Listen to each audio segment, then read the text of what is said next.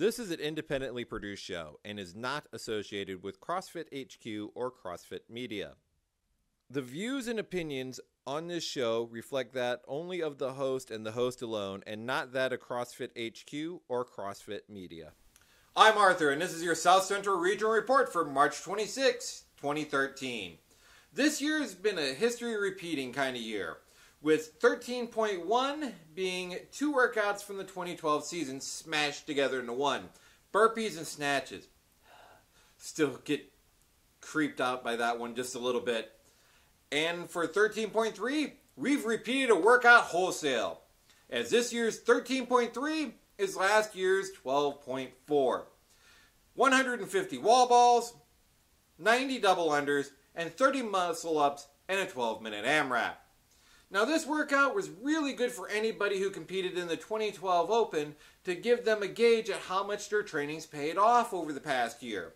And this workout also wound up being a game changer on the leaderboard. Let's take a look and see what happened. Looking over the men's division, we see again Rich Froning's on top of the leaderboard at number 1. But Mikko Salo has risen up to number 2.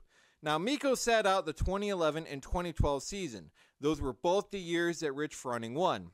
So people have asked over time, who can beat Froning? It very well might be Mikko Salo. Women's division, Sam Briggs sits alone on top this week at number 1, but Camille LeBlanc-bazinet has risen up and is right underneath her.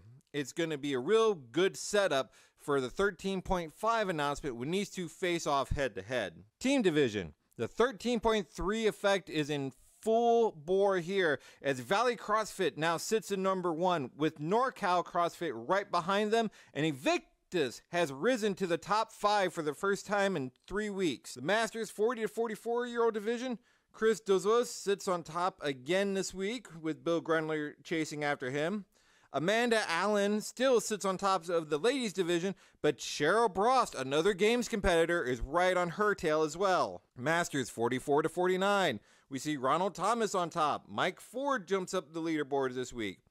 In the women's division, Lisa Mickelson still holding on strong in number 1. In the Masters 50 to 54-year-old division, no surprise here, Gordon McKinnon still in first place with a commanding lead over everyone. He's well on his way to a three-peat at the CrossFit Games this year. Joy Brunning sits on top of the ladies division with Colleen Ferry right behind her. World rankings in the Masters 50 to 59-year-old division, David Hippensteel is still on top, and so is Gabrielle Schlitt. In the Masters 60-plus division, we see Scott Olson riding 13.3 to the top this week, but Donna Walters is still up there at number 1 in the ladies division. Now, I talked earlier about how 13.3 was a game changer. We didn't see it a lot on the world stage, but here in the South Central region, it's made a huge difference. It shot Courtney Wistiger into number 1 and has propelled Jason Hogan up to second place. Drew Biganall as well has jumped up to 3rd this week. Over in the ladies division, we see Jen Jones continue her domination of the region, sitting in number 1 again this week. Candice Ruiz has dropped down to 3rd, and Amanda Schwartz is now sitting in 2nd. Team division, Get Lifted sits alone at number 1 this week, knocking off Woodward CrossFit into 2nd place. And for the first time in the top 5, we see Louisiana make an appearance with CrossFit Lake Charles South. Masters 40 to 44, Brandon Bonser still sits on top, as well as Cindy Pierce, again dominating her division. She's actually still in contention to go to regionals as an individual competitor. Masters 45 to 49, Cliff Lewis is sitting on top, as well as Kelly Gilroy. Masters 50 to 54, Keith Straighton is on top this week, with Benita Thompson still sitting on top of the women's division. Masters 55 to 59, Ken Greaves sits on top with Laura Shackelford on top of that board for the ladies. And in the Masters 60-plus division, Frank Trimble sits in first place again, but Joe Enrique has moved up the board. And for the ladies division, Cheryl Coombs still sits on top. Lots of interesting stuff happened on the leaderboard this week. And 13.3 really shook up a lot of different spaces. The top 5, we saw a few people move up, some people move down. If you look lower on the boards, you see a lot of people jumping up and down on the boards, all to the effect of 13.3. Now, I need to address just a little bit of old business here. You see, a little while back, actually, in our Zero episode, I made a plea to CrossFit HQ to have a regional for the Masters Division.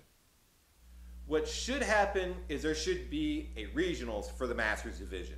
There's more than enough athletes to support it. And to be honest, these athletes deserve the respect and opportunity to go to the games through the regional competitions. Well, CrossFit HQ has finally posted the situation with the Masters Division. Last week they posted that there will not be a regional for Masters. I have to say that I'm very disappointed by this development. I mean, these people work hard to get where they are. There are now 10,000 or more competitors in each Masters division, all competing for those 20 spots. It's a real travesty that these people are not getting their own regional. HQ, please. These guys deserve to have a regional. They deserve the same shot as everybody else at the games. Taking the top 20 out of thousands just doesn't seem right considering how everything's set up. If the problem is getting people to do these events and work them, well, I'm throwing my hat in the ring. You need somebody to do something at a South Central Regional for Masters, I'm there. Again, like I said, it could be a side event at the current regionals. You could set up a separate set of events for the Masters divisions.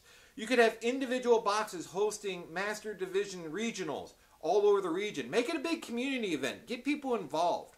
Again, these guys deserve it. HQ, please, let's make this happen. Another thing we've noticed on the leaderboards these days is that the ladies are constantly outscoring the men. It leads to ask one question. Have we underestimated the women of CrossFit? Looking at the average scores of everyone, you almost would think that we are at this point. Women lifting 75 pounds while guys are lifting 135. Seems like a big discrepancy here. Now, I'm not saying every girl needs to be throwing 210 pounds over her head. If you can do it, you're a certified badass chicken. Probably better at this than I am. But the ladies of CrossFit have made exponential increases year over year. And it's time that that's recognized and that they're given some respect and given some proper weight that will really, really reflect their abilities. And guys, I'm not making excuses for us. We need to step our game up too. So ladies, be proud. You're strong, you're gorgeous, and right now you're kicking our asses. Well, the announcement for 13.4 is coming up, and we're going to see the legend in CrossFit, Chris Spieler, taking on Graham Holmberg live shortly after the announcement. It's going to be a really fun event to watch. And the following week, we get a double feature with Camille LeBlanc-bazinet taking on Samantha Briggs, and Jason Kalipa and Rich Froning facing off head-to-head in 13.5. So, for this slightly abbreviated version of the South Central Regional Report, I'm Arthur, and we'll catch you next time.